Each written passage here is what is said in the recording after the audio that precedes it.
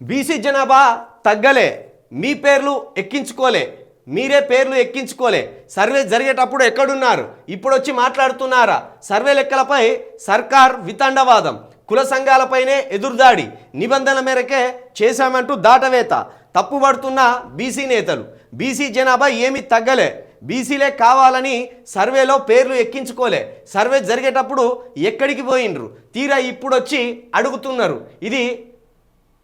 ఇది అసమగ్ర survey నివేదికపై ప్రశ్నిస్తున్న BC వర్గాల నేతలు. మేధావులకు ప్రభుత్వ పెద్దల దబాయింపు, సర్వే సమయంలో మాట్లాడలేదేమంటూ బీసీ నేతలపైనే సర్కార్ నిందిస్తున్నది. తప్పులు ఎత్తి చూపితే వాటిని సరిదిద్దుకోకుండా ఎదురుదాడికి దిగడమేంటని ప్రభుత్వంపై కుల సంఘాలు నిప్పులు చెరుగుతున్నాయి. సర్వే గణాంకాలపై ప్రభుత్వ పెద్దలు నివేదికలపై ఒక్కొక్కరు ఒక్కో తీరుగా ఎదురుదాడికి దిగుతున్నారు. గతంలో ఎలాంటి సర్వే నివేదికలు, ప్రామాణికమైన బీసీ గణాంకాలు లేవని, ప్రస్తుతం సర్వే లెక్కలే ఖచ్చితమైనవి అంటూ ప్రభుత్వ పెద్దలు దబాయిస్తున్నారు. జాతీయ సర్వే నివేదికలు, ఇతర ప్రభుత్వ అధికారిక డాటా కన్నా రాష్ట్ర జనాభా ప్రస్తుతం దాదాపు 60 లక్షలకు పైగా తగ్గిందని బీసీ ప్రతినిధులు అడిగితే రాష్ట్ర జనాభా వృద్ధి రేటు తగ్గిందంటూ దాట వేస్తున్నారు. సర్వేకు సహకరించలేదని బీసీలపైనే నిందలేస్తున్నారు. సర్వే లెక్కలను సవరించాల్సిందే, తర్వాతే స్థానిక ఎన్నికలు పెట్టాలి, కులాల వారి వివరాలు తెలపాలి, స్థానికంగా 42 కోట ఇవ్వాలి, మోసగిస్తే కాంగ్రెస్కు బుద్ధి చెప్తాం. నమస్తే తెలంగాణతో మహేంద్ర సంఘం రాష్ట్ర అధ్యక్షుడు శ్రీనివాస. మహేంద్ర సంఘం ఏందో ఇంకో ఇది కరెక్టు, కులాల వారి వివరాలు తెలపాలి.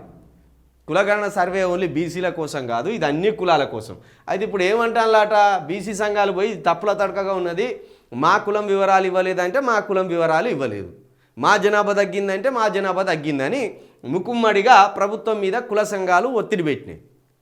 ఒత్తిడి పెట్టడంతో ఏమంటాను, మీరే సర్వేలో పాల్గొనలేదు, మీరే మీ పేర్లు, మీ కుటుంబ సభ్యుల పేర్లు, మీ కులం వివరాలు ఇవ్వలేదు, జనాభా ఏం తగ్గలేదు, మేము చేసిన జనాభా ప్రకారం మేము లెక్కలు ఇచ్చినాం, కానీ మీరు కులగణన సర్వేలో పాల్గొకపోతే మీ లెక్కలు ఎట్లొస్తాయి బయటికి, కాబట్టి మా తప్పు లేదు, మీరే పాల్గొనలేదు అనేది ఇప్పుడు మన చేతులు మన నెత్తి మీద పెట్టే ప్రయత్నం ఈ కాంగ్రెస్ సర్కార్ చేస్తున్నది. అసలు మీరు కులగణన సర్వే చేసిందే తూతు మంత్రంగా చేసిండు. ఎక్కడ కూడా ఈ కులగణన సర్వేలో పాల్గొనండి అని చెప్పినట్టు లేదు. ఏదో చెప్పినాం, నామిక వాస్తుగా చెప్పినామంటే చెప్పినాం. కాబట్టి ప్రజలు కూడా దీంతో వచ్చేది పెద్దగా ఏం లేదేమో అనుకొని చాలామంది ప్రజలు కూడా ఇది కుటుంబ సమగ్ర సర్వేలలో పాల్గొనలేదు. దానివల్ల ఇటు అన్ని కులాల జనాభా తగ్గినట్టయితే ఈ లెక్కలు చెప్తున్నాయి. కాబట్టి ఈసారైనా రీసర్వే చేస్తే ప్రతి ఒక్కరూ ఏ పని ఉన్నా వదిలిపెట్టుకొని సర్వేలో పాల్గొనండి.